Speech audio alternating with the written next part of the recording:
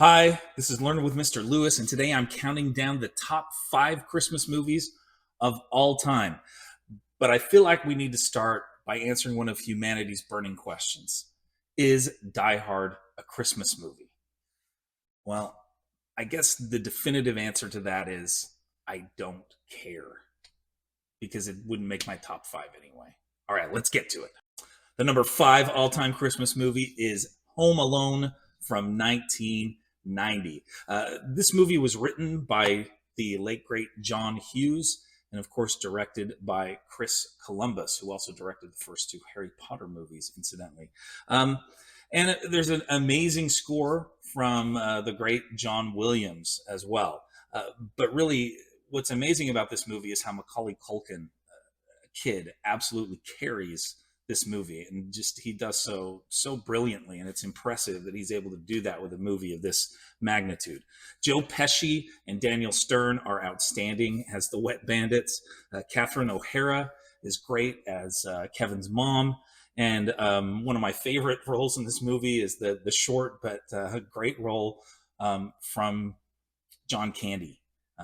Adds a lot of humor to the movie. The house is cool. I mean, who wouldn't want to live there, right? But let's talk about some of the things that really make this movie great. I mean, first off, the pizza scene when the guy's delivering the pizza, just absolutely outstanding. It's so satisfying to see the Wet Bandits get their due with all the contraptions that Kevin comes up with. And then, of course, with any great Christmas movie, it's got to have a heartwarming ending that brings a little tear to your eye. And when Kevin and his mom reunite, it's a great moment. And then my favorite moment of the movie is when Old Man Marley, gets to hug his granddaughter. I mean, come on. If that doesn't make you cry, then you just have no soul. I guess the only real negative to this movie is, and I know that people love this, and it was in all the promos, but I absolutely hate that stupid face he makes when he puts on the aftershave. I every time I see that, I just. But other than that, Home Alone is absolutely great. My number 4 best Christmas movie of all time is one that might surprise some of you. Maybe it's one that some of you haven't seen. And if not, you definitely need to. It's from 2019 and it is Klaus. Now, Klaus is a Netflix release. And I think probably most of you out there have Netflix. So if you haven't seen this, you should see it again. It's just a great movie. It's directed by Spanish director Sergio Pablos, and it has a great cast. J.K. Simmons in the title role. He's absolutely brilliant. Jason Schwartzman, Rashida Jones has a big role in this movie. Joan Cusack, she's just absolutely hilarious. And one of the last roles ever for the late Norm Macdonald. Now, Klaus is an origin story, and I love origin stories, so maybe that's why I love this movie so much. It's like a Santa Claus origin story, and it takes place in Norway. And I guess, first off, the animation is just absolutely stunning in this movie. And that's really, I think, what part of what makes it such a great movie. It's worth watching just for that. The outdoor scenes, the indoor scenes, they really are just spectacular. And there's this great feud that takes place between 2 families. It is just hilarious, the Crumbs and the Ellingbows, and that's one of the driving forces of the film. I love the representation of the Sami people that you see in this movie, and I think it's particularly clever how their clothing matches the colors of the Sami flag. But, like any great Christmas movie, it's got a lot of humor in it, but it's also very heartwarming, and it'll make you tear up at the end. Klaus. The number 3 greatest Christmas movie is from 2003. It is Elf. Now, this is directed by Jon Favreau, but what makes this movie so great, of course, is Will Ferrell in the title role as Buddy the Elf. He's absolutely essential. You can't imagine anyone else being in this movie besides Will Ferrell. James Caan is great as his dad. Zoe Deschanel as Jovi. Papa Elf with Bob Newhart, just awesome. Ed Asner plays an amazing Santa Claus. And of course, we get Ralphie, Peter Billingsley, as one of the elves at the North Pole. And there's even a great role there for Peter Dinklage as author Miles Finch. But what makes Elf great? Well, it's just got scene after scene and line after line. Starting with, I think, maybe the best moment of the whole movie is Santa. I know him. I mean, it's just great. Watching him eat and drink is unpleasant yet entertaining. The belching, I mean, come on. And then of course there's the scene at the North Pole that introduces us to one of the great expressions ever, which is cotton-headed ninny muggins. I mean, where would we be without that? Exactly. Um, and the shower scene, a little different than a Hitchcock shower scene, but equally amazing. The world's best cup of coffee. I mean, it just has everything. The snowball fight. It's just a great movie. It's number three. It's Elf. The number two Christmas movie of all time is my dad's favorite Christmas movie. It's from 1983. It is A Christmas Story. Now, this movie is based on Gene Shepard's book, In God We Trust, All Others Pay Cash. And Gene Shepard brilliantly narrates the movie as well. So many great scenes in this movie. I mean, so many moments. I can't get my arms down. The triple dog dare and the tongue on the pole.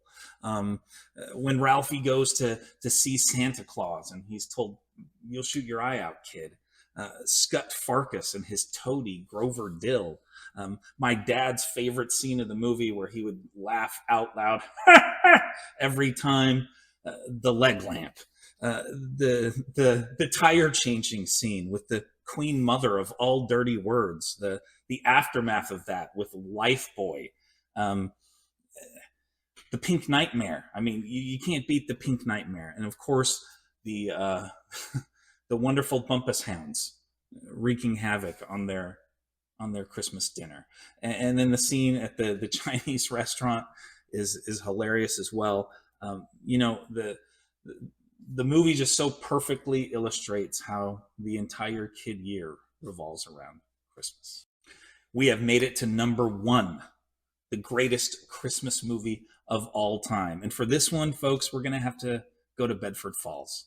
Yes, it's the 1946 classic, It's a Wonderful Life. And I would say it's not just the greatest Christmas movie, but it is one of the best movies ever made, hands down. This is directed by Frank Capra, and of course stars Jimmy Stewart in the main role of George Bailey. You have Donna Reed as Mary, and then the the evil Mr. Potter, played by Lionel Barrymore, absolutely brilliantly. The whole movie is told in a flashback. Well, the whole first part of the movie in a flashback, and the scenes of George as a little boy are great, but the movie really gets going, I think, at the dance at the high school. This is a great scene. It's a funny scene where George cuts in and dances with Mary, and then of course they end up falling in the swimming pool as the floor opens up. And then this gets you to one of the funniest scenes of the movie, probably the funniest, when they're walking home from this. And of course, Mary, accidentally ends up losing her robe and hiding in a bush. It's a great moment until it's interrupted, of course, by the death of George's father. The courtship scene at Mary's house is really funny and a little weird, but it's funny, especially the interaction with her mother listening in on the telephone and all of that. That's a great scene. As a social studies teacher, I love the historical aspect of this movie, and I've used it in class over the years. Of course, on the way to their honeymoon, it's interrupted because they notice that there's a run on the bank, and then George, of course, goes to the building and loan where he works, and there's a very tense and wonderful scene as he stops this run on the bank. Also, the main part of the movie is set just after World War II, as Harry, the brother of George, has won the Congressional Medal of Honor and is on his way home. And the irony of this is, of course, that Jimmy Stewart's character, George Bailey, wasn't able to serve in World War II because of a problem with his ear. And the irony of that, of course, is that Jimmy Stewart was a decorated World War II veteran who flew more than 20 bombing missions during the war. So I always find that interesting. One thing, too, I love the scene where he tells off Mr. Potter, and I noticed something as I was preparing this that I'd never noticed before. There's a bust of Napoleon in Mr. Potter's office. I guess that's fitting.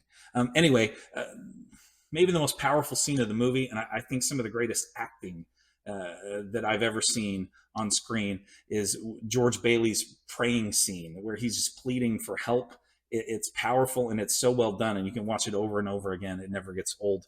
And of course, that scene plays a part in one of my all-time favorite Christmas songs, the very nostalgic Boots by the Killers.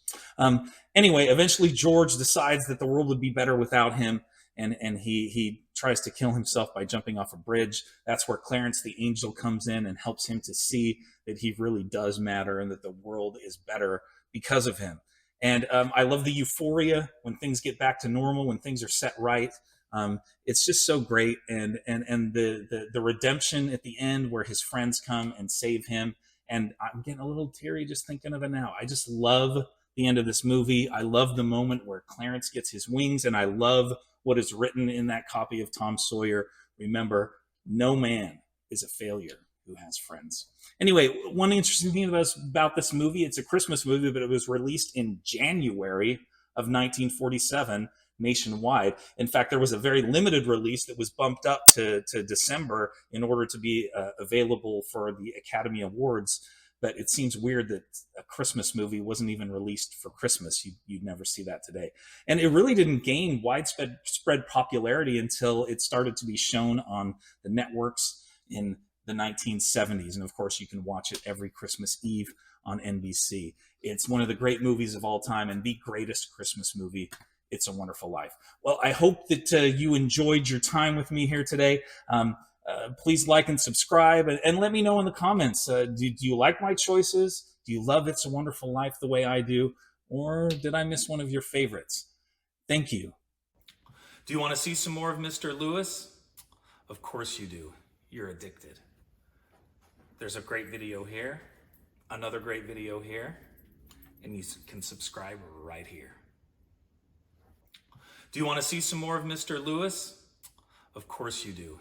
You're addicted.